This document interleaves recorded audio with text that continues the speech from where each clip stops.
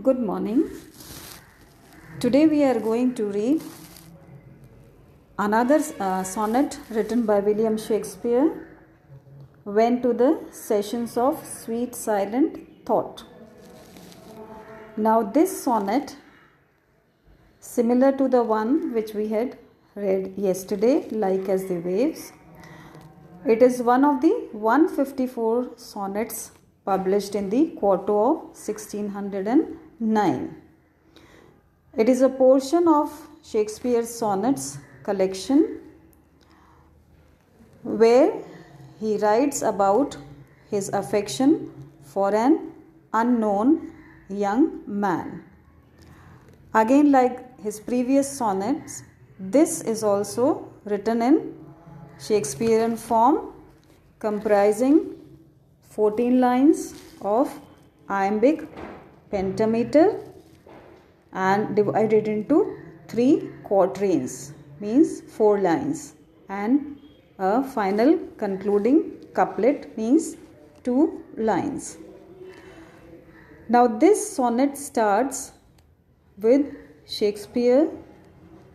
He is mourning over his past failures and sufferings, including his dead friends. Here he also feels that he himself hasn't done anything useful in his life.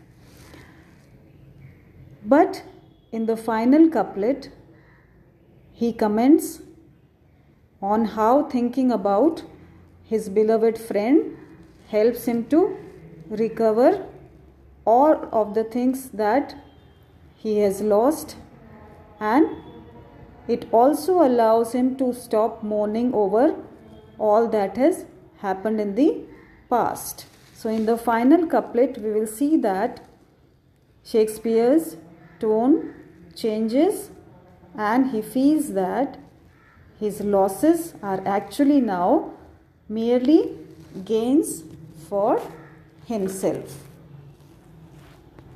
So now let us come to the text of the poem. I shall read it to you once. Went to the sessions of sweet silent thought, I summon up remembrance of things past. I sigh the lack of many a thing I sought, and with old woes new wail my dear time's waste. Then can I drown an eye unused to flow for precious friends hid in death's dateless night, and weep afresh love's long since cancelled woe, and mourn the expense of many a vanished sights. Then can I grieve at grievances foregone, and heavily from woe to woe tell o'er the said account of fore bemoaned moan, which I new pay as if not paid before. But if the while I think on thee, dear friend, all losses are restored and sorrows end. So we see how the sonnet begins. Here the speaker says, went to the sessions of sweet silent thought. Means whenever the speaker is in a pensive state, sweet silent thought, whenever he feels lonely and he is thinking, I summon up remembrance of things past. Summon means to recall. So he recalls up.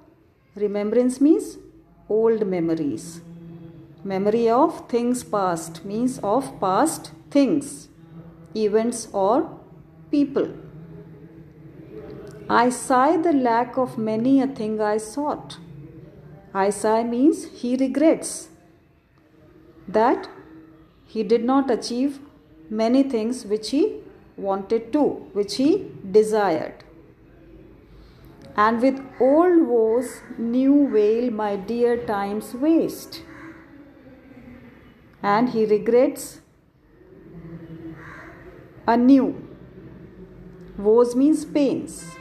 Now I now grieve over having wasted my precious time in the past. Then can I drown an eye unused to flow. Drown an eye means then I cry. Unused to flow means my eyes are not used to, means they are unaccustomed to cry over the loss of friends who are no more. For precious friends hid in death's dateless night.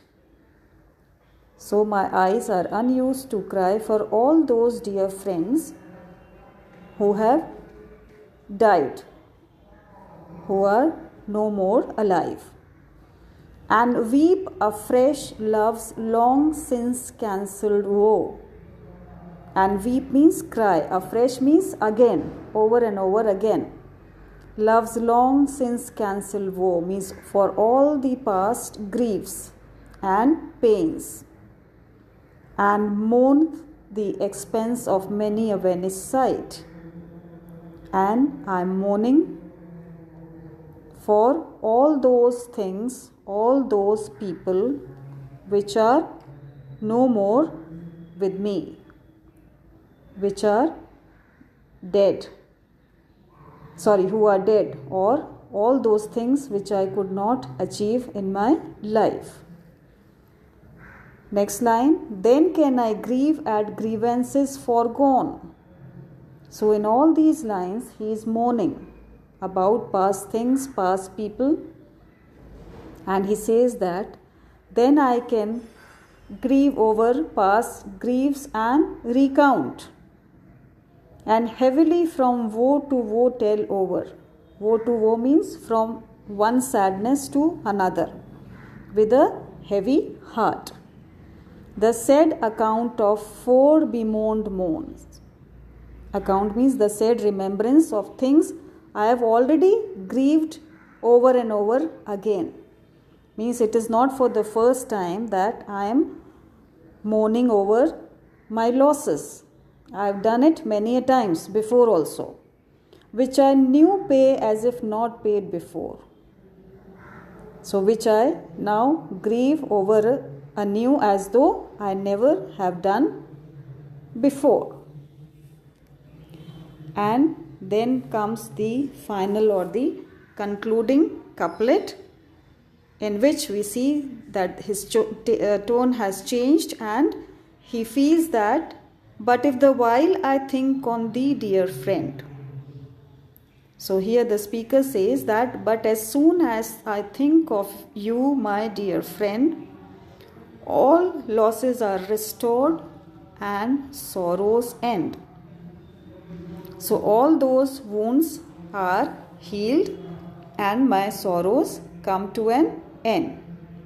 So here in this final couplet, we see that the speaker transitions into, I told you yesterday, into the turn, or we call it a volta. So this is seen through the direct address to a dear friend or the fair youth.